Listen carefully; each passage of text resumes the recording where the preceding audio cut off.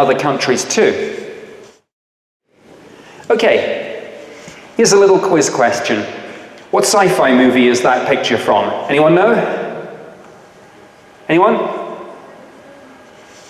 Okay, it's a trick question. It's not from a sci-fi movie at all. That's real.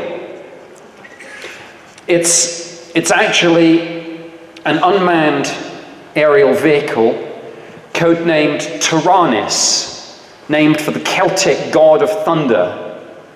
And I'm very pleased to say, it's British. You know, Britannia may not rule the waves anymore, but, you know, maybe we've got a fair chance of saying we rule the skies. I think sometimes you'll hear a lot about stealth and things, but hey, us Brits are still in the game. Does that remind you of anything? That picture I stole from the Ministry of Defense website, but it's out there. It's all, you can find it yourself. It's all declassified and released. What I think's interesting is that when they rolled out the prototype, it's patently obvious that the Ministry of Defense, Royal Air Force, and BAE Systems personnel involved in the launch were playing to the image of a spaceship in a hangar quite deliberately.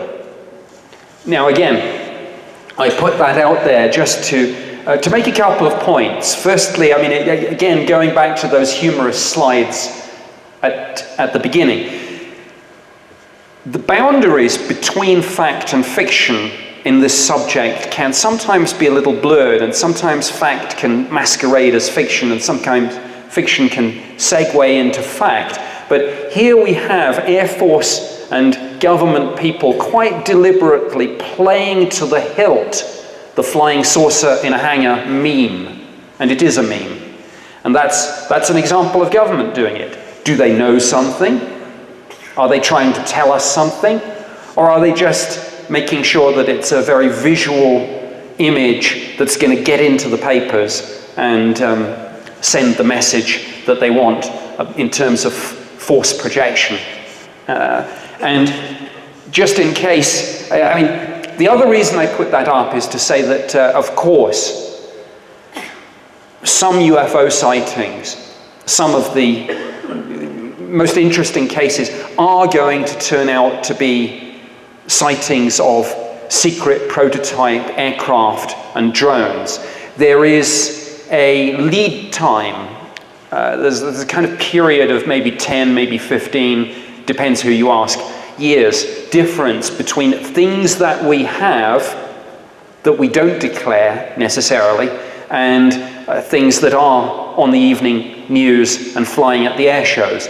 And again, depending on which aviation expert you ask, but you'll often hear people say, oh, we've got things flying that you won't see or hear about acknowledged for 10 or 15 years. So if we've got this sort of thing now that they're showing us, what are we not being shown? And could any of that explain some of the UFO sightings? And by the way, just to show you one more image from the Ministry of Defense, this is an image that I took off the Ministry of Defense website about a couple of months ago. And it is a conceptual project being worked on by a joint, it's a joint Anglo-French initiative.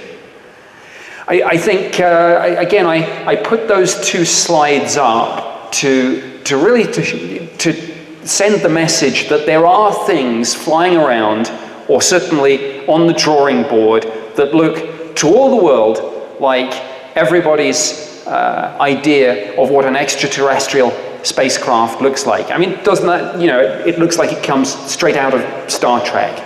And yet, it's from the Ministry of Defense website.